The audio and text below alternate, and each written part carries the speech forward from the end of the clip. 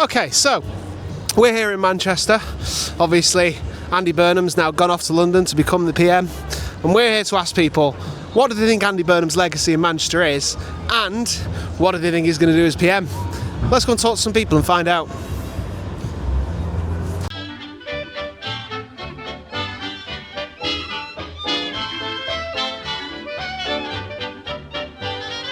No matter where I go, London, Paris, Mexico, anywhere on earth, they know me place of birth. I met a girl from London when she sat on Blackpool Pier. She said, could tell, I'm a lad for Lancashire. We're just asking people what they think Andy Burnham's legacy in Manchester is going to be as mayor. I mean, he's done really good things for Manchester. Obviously, I moved out of Manchester about 6 years ago, so I'm probably not a good authority on what's good or bad. But as far as I can see, he's done great things for Manchester. And what do you think some of the main improvements since you've been sort of 6 years ago when you lived here to now?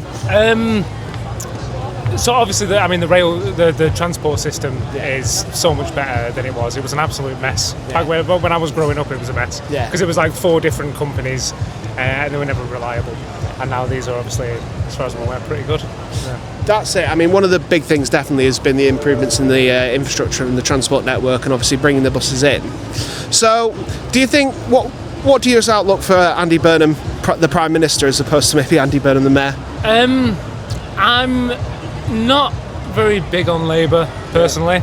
I think we need something a bit more extreme, a bit more radical. Yeah. I like Andy Burnham, but I feel like he's just going to be a lot of what we've currently got, and I think what we need is something a bit more. Yeah. I mean, the way the country's going, everything's just going much more extreme in it.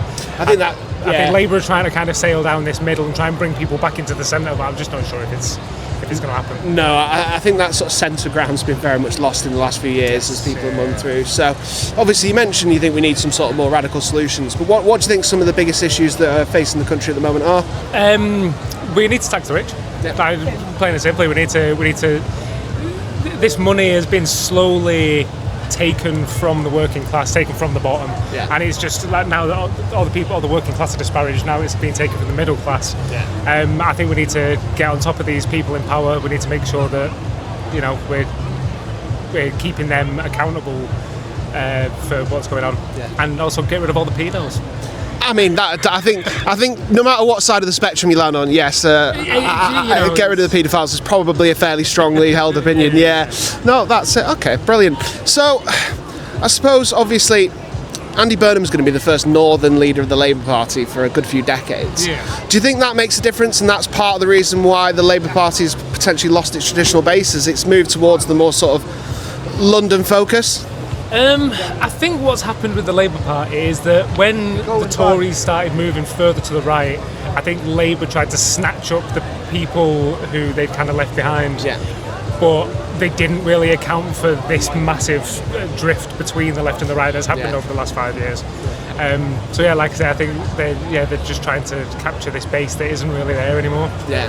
I think you're right. As people have diverged to either side more strongly, actually, what's in the middle left to pick up? Yeah, there isn't. Exactly. Like everyone you meet is polarised to an extent. Do you know what I mean? Like I don't know anyone that isn't either Green or Reform. Yeah. Do you know what I mean? Like definitely. And I think that's it. And obviously, down in the Makerfield by-election, a lot of people I think turned from Greens and Lib Dems and sat behind Andy just to stop reform.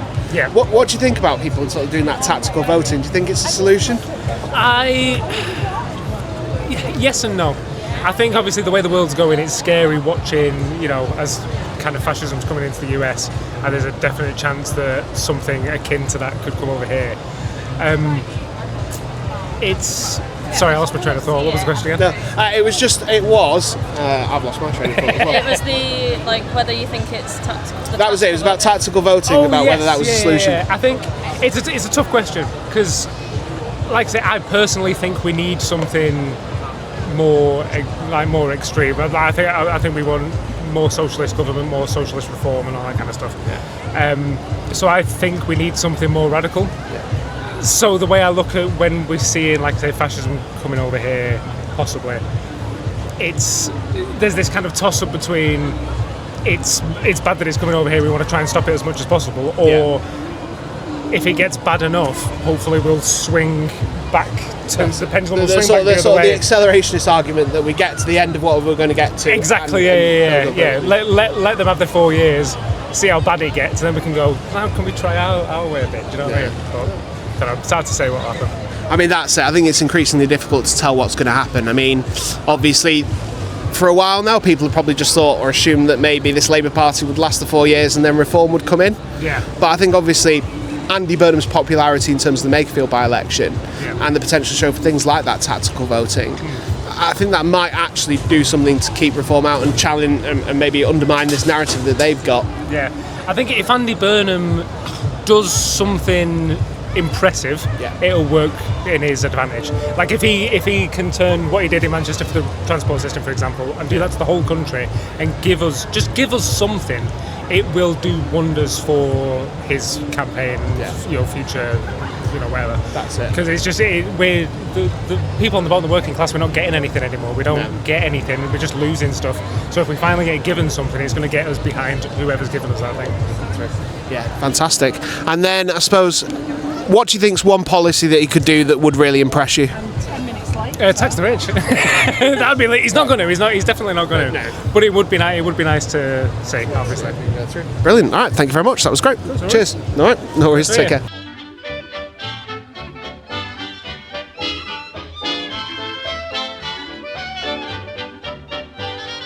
No matter where I go, London, Paris, Mexico, anywhere on earth, they know me place of birth. I met a girl from London when she sat on Blackpool Pier. She said, could tell, I'm a lad frae Lancashire.